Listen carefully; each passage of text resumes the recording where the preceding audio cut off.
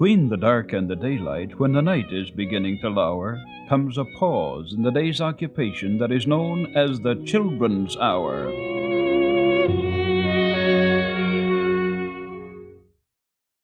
The first place that I can well remember was a large, pleasant meadow with a pond of clear water in it. Some shady trees leaned over it, and rushes and water lilies grew at the deep end. Over the hedge on one side we looked into a ploughed field, and on the other we looked over a gate at our master's house, which stood by the roadside. At the top of the meadow was a plantation of fir trees, and at the bottom a running brook overhung by a steep bank. While I was young, I lived on my mother's milk, as I could not eat grass. In the daytime I ran by her side, and at night I lay down close by her. When it was hot, we used to stand by the pond in the shade of the trees, and when it was cold, we had a nice warm shed near the plantation. As soon as I was old enough to eat grass, my mother used to go out to work in the daytime and come back in the evening. There were 6 young colts in the meadow besides me. They were older than I was. Some were nearly as large as grown-up horses. I used to run with them and had great fun. We used to gallop all together round and round the field as hard as we could go. Sometimes we had rather rough play, for they would frequently bite and kick as well as gallop. One day, when there was a good deal of kicking, my mother whinnied to me to come to her, and then she said, "I wish you to pay attention to what I am going to say to you. The colts who live here are very good colts, but they are cart-horse colts, and of course they have not learned manners. You have been well-bred and well-born. Your father has a great name in these parts, and your grandfather won the cup 2 years at the Newmarket races. Your grandmother had the sweetest temper of any horse I ever knew, and I think you have never seen me kick or bite. I hope you will grow up gentle and good, and never learn bad ways. Do your work with a good will. Lift your feet up well when you trot, and never bite or kick, even in play." I have never forgotten my mother's advice. I knew she was a wise old horse, and our master thought a great deal of her.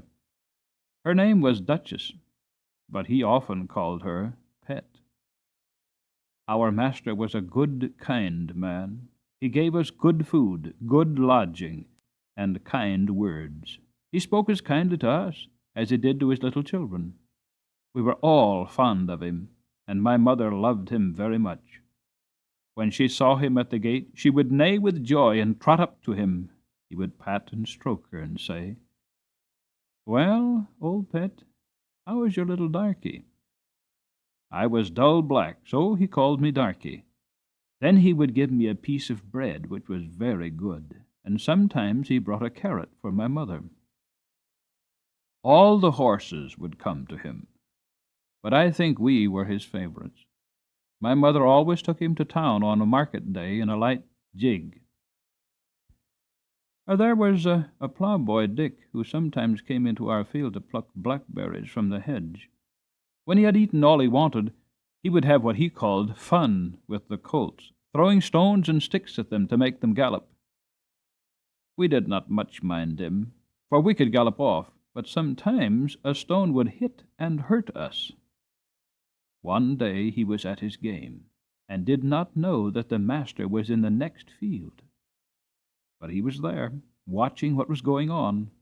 Over the hedge he jumped in a snap, and catching Dick by the arm, he gave him such a box on the ear as made him roar with pain and surprise.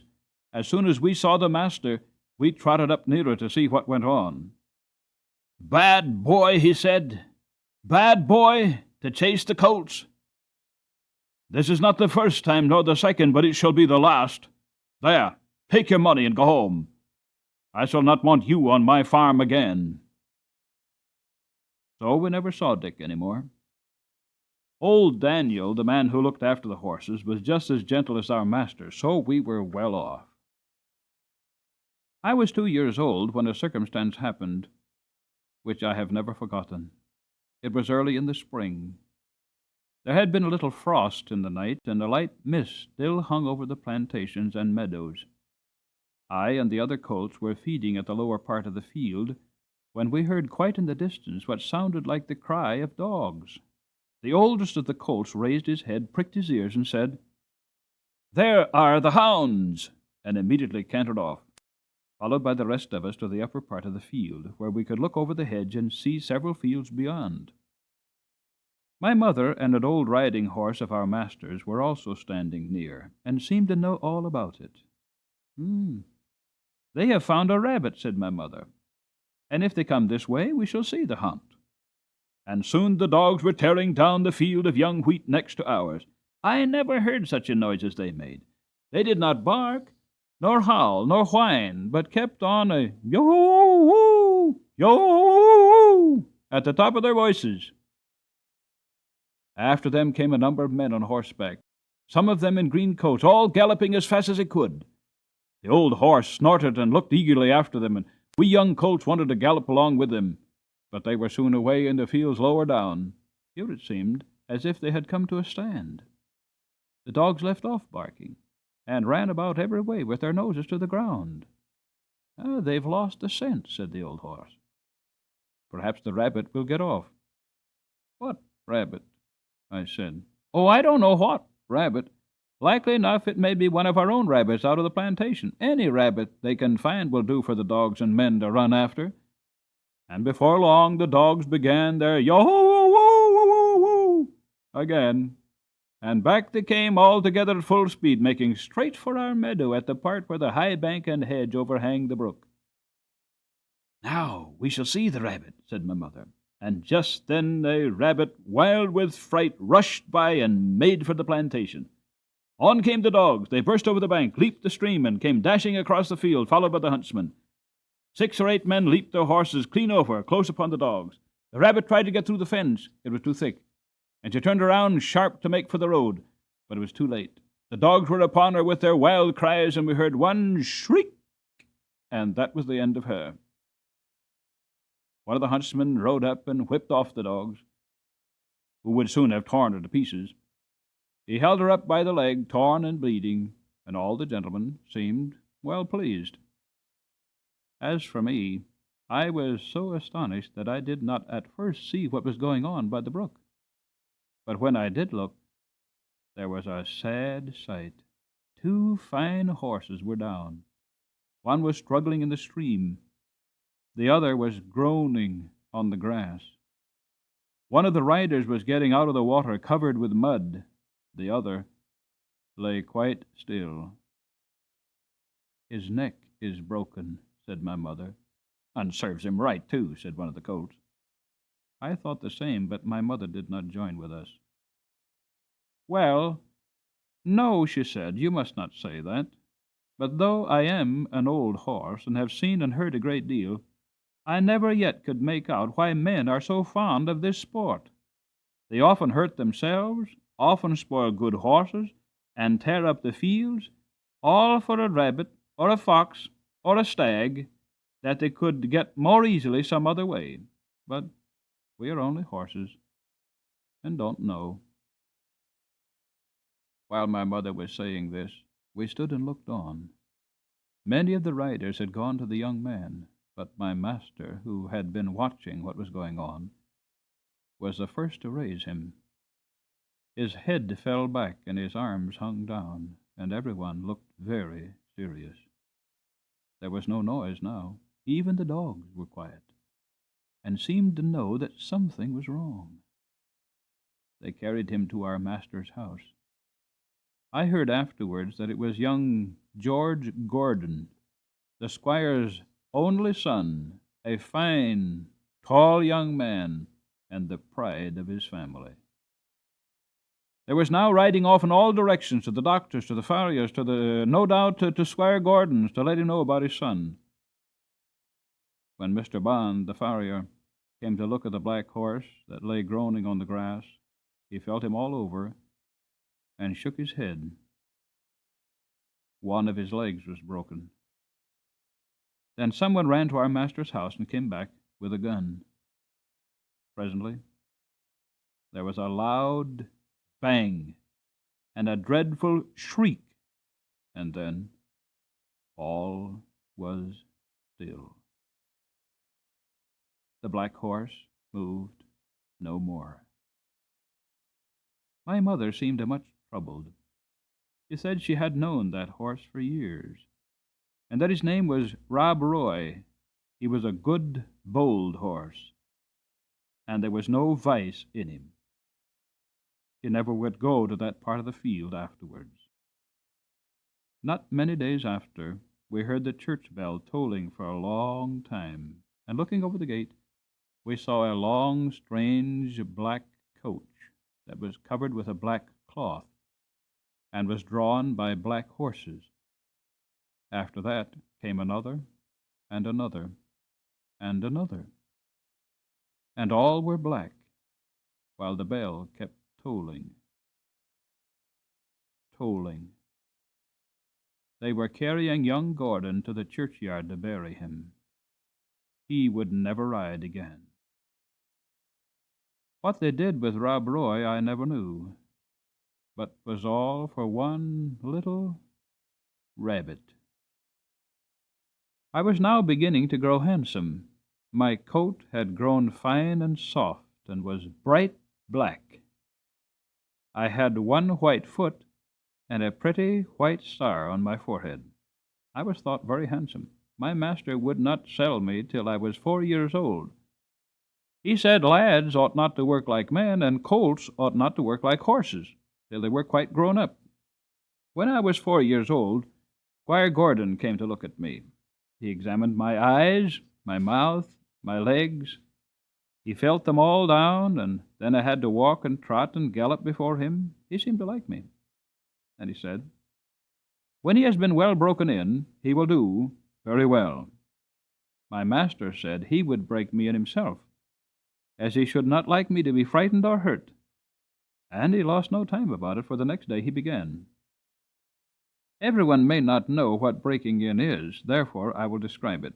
It means to teach a horse to wear a saddle and bridle, to carry on his back a man, woman, or child, to go just the way they wish, and to go quietly. Besides this, he has to learn to wear a collar, a crupper, and a breeching, and to stand still while they're put on, then to have a cart or a chaise fixed behind him so that he cannot walk or trot without dragging it after him, and he must go fast or slow just as the driver wishes. He must never start at what he sees, nor have any will of his own, but always do his master's will, even though he may be very tired or hungry. But the worst of all is, when his harness is on, he may neither jump for joy nor lie down for weariness. So you see, this breaking in is a great thing. I had, of course, long been used to halter and headstall, and to be led about in the field and lanes quietly. But now I was to have a bit and a bridle. My master gave me some oats as usual, and after a good deal of coaxing, he got the bit into my mouth and the bridle fixed. But it was a nasty thing. Those who have never had a bit in their mouths cannot think how bad it feels. A great piece of cold, hard steel, as thick as a man's finger, to be pushed into your mouth, between your teeth and over your tongue, with the ends coming out of the corners of your mouth, and held fast there by straps over your head, and under your throat, around your nose, and under your chin, so that in no way in the world can you get rid of the nasty hard thing. It is very bad, yes, very bad. At least I thought so. But I knew my mother always wore one when she went out, and all horses did when they were grown up, and so, what with the nice oats, and with my master's pats, kind words, and gentle ways, I got to wear my bit and bridle. Next came the saddle, but that was not half so bad. My master put it on my back very gently, while old Daniel held my head. He then made the girths fast under my body, patting and talking to me all the time. Then I had a few oats, then a little leading about, and this he did every day till I began to look for the oats and the saddle. At length one morning my master got on my back and rode me round the meadow on the soft grass. It certainly did feel queer, but I must say I felt rather proud to carry my master, and as he continued to ride me a little every day, I soon began to become accustomed to it. The next unpleasant business was putting on the iron shoes. That, too, was very hard at first. My master went with me to the smith's forge to see that I was not hurt or got any fright. The blacksmith took my feet in his hand one after the other and cut away some of the hoof. It did not pain me, so I stood still on 3 legs till he had done them all. Then he took a piece of iron the shape of my foot and clapped it on and drove some nails through the shoe quite into my hoof, so that the shoe was firmly on. My feet felt very stiff and heavy, but in time I got used to it. And now, having got so far, my master went on to break me to harness. There were more new things to wear. First, a stiff, heavy collar, just on my neck, and a bridle with great side pieces against my eyes called blinkers. And blinkers indeed they were, for I could not see on either side, but only straight in front of me. Next, there was a small saddle with a nasty stiff strap that went right under my tail. It was called the crupper. I hated the crupper. To have my long tail doubled up and poked through that strap was almost as bad as the bit. I never felt more like kicking, but of course I could not kick such a good master, and so in time I got used to everything, and could do my work as well as my mother. I must not forget to mention one part of my training, which I have always considered a very great advantage. My master sent me for a fortnight to a neighboring farmer's, who had a meadow which was skirted on one side by the railway. Here there were some sheep and cows, and I was turned in among them. I shall never forget the first train that ran by. I was feeding quietly near the pales that separated the meadow from the railway, when I heard a strange sound at a distance, and before I knew whence it came, with a rush and a clatter and a puffing of smoke, a long black train of something flew by, and was gone almost before I could draw my breath. I turned and galloped to the further side of the meadow as fast as I could go, and there I stood snorting with astonishment and fear. In the course of the day many other trains went by, some slowly. These drew up at the station close by, and sometimes made an awful shriek and groan before they stopped. I thought it very dreadful. But the cows went on eating very quietly, and hardly raised their heads as the great, black, frightful thing came puffing and grinding past. For the first few days I could not feed in peace. But as I found that this terrible creature never came into the field nor did me any harm, I began to disregard it, and very soon I cared as little about the passing of a train as the cows and sheep did. Since then I have seen many horses much alarmed and restive at the sight or sound of a steam engine, but thanks to my good master's care, I am as fearless at railway stations as in my own stable. Now, if anyone wants to break in a young horse well, that is the way. My master often drove me in double harness with my mother, because she was steady and could teach me how to go better than any strange horse. She told me the better I behaved, the better I should be treated, and that it was wisest always to do my best to please my master. But, said she, there are a great many kinds of men. There are good, thoughtful men like our master, that any horse may be proud to serve.